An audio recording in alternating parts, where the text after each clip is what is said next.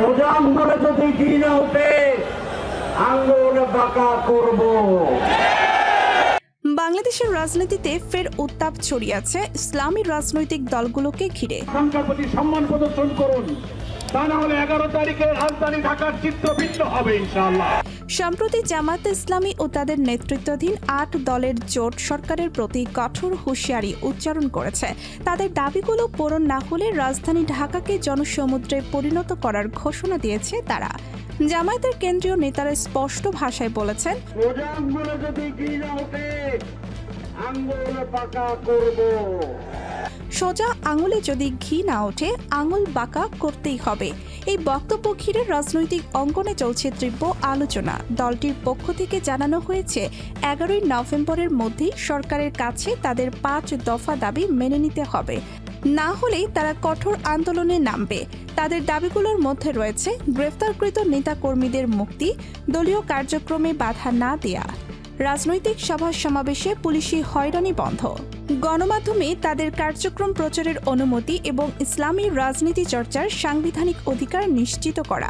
জামায়াত নেতাদের দাবি, এসব দাবি জনগণের দাবি। তারা বলছে, আমরা সংলাপ চাই, সংঘাত নয়। কিন্তু সরকার যদি সংলাপের দরজা বন্ধ করে রাখে তাহলে রাস্তাই হবে আমাদের শেষ ভরসা। এদিকে সরকারপন্থী মহল থেকে বলা হচ্ছে, জামায়াত এখন আবার সক্রিয় হয়ে মাঠে নামতে চাইছে আসন্ন রাজনৈতিক পরিস্থিতিকে ঘিরে। অনেকেই মনে করছেন এই ঘোষণার মধ্য দিয়ে তারা মূলত আসন্ন নির্বাচনে নিজেদের অবস্থান মজবুত করার কৌশল নিচ্ছে। রাজনৈতিক বিশ্লেষকরা বলছেন, জামায়াতের এই ধরনের হুঁশিয়ারি দেশের রাজনীতিতে নতুন উত্তেজনা সৃষ্টি করতে পারে। বিশেষ করে 11 নভেম্বরকে ঘিরে রাজনৈতিক তাপমাত্রা আরও বেড়ে যেতে পারে। অন্যদিকে বিএনপি ও অন্যান্য বিরোধী দলও একই সময় সরকারের বিরুদ্ধে কঠোর কর্মসূচির প্রস্তুতি নিচ্ছে বলে জানা গেছে। ফলে নভেম্বরের মাঝামাঝি সময়ে রাজধানী ঢাকার রাজপথ আবারও উত্তাল হয়ে উঠতে পারে এমন আশঙ্কা করছে অনেকেই। পর্যবেক্ষকদের মতে, যদি সরকার দাবি মেনে না নেয় তাহলে 8 দলের এই জোট বড় ধরনের জনসমাবেশ করতে পারে। সেই সমাবেশের মাধ্যমে তারা সরকার বিরোধী আন্দোলনের নতুন অধ্যায় শুরু করতে চায়।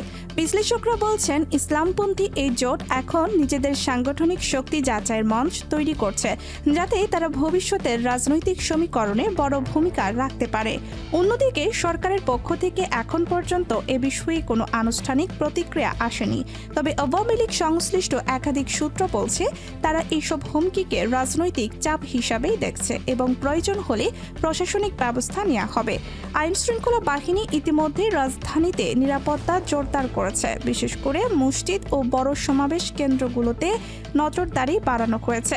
এদিকে ইসলামপন্থী রাজনৈতিক অঙ্গনে অনেক নেতা মনে করছেন, সরকার যদি নরম অবস্থান নেয় তাহলে আলোচনার সুযোগ তৈরি হতে পারে। তবে যদি দমন পীড়ন চালানো হয় তাহলে দেশের বিভিন্ন স্থানে বিক্ষোভ ছড়িয়ে পড়ার আশঙ্কা রয়েছে। রাজনৈতিক মহলে এখন আলোচনার মূল কেন্দ্র 11 নভেম্বর। এই তারিখেই হয়তো নির্ধারিত হবে সরকার ও ইসলামী জোটের সম্পর্ক কোন পথে যাবে। এখন দেখার বিষয়, সরকার সংলাপের পথে হাঁটে নাকি মুখোমুখি সংঘাতে গড়াই রাজনীতি। সব মিলিয়ে নভেম্বরের রাজধানী ঢাকা এক অগ্নিগর্ভ সময়ের অপেক্ষায়। ভিডিওটি ভালো লাগলে লাইক দিন, কমেন্ট করুন আর সাবস্ক্রাইব করুন আমাদের চ্যানেলটি। রাজনীতির সর্বশেষ খবর ও বিশ্লেষণ সবার আগে পেতে।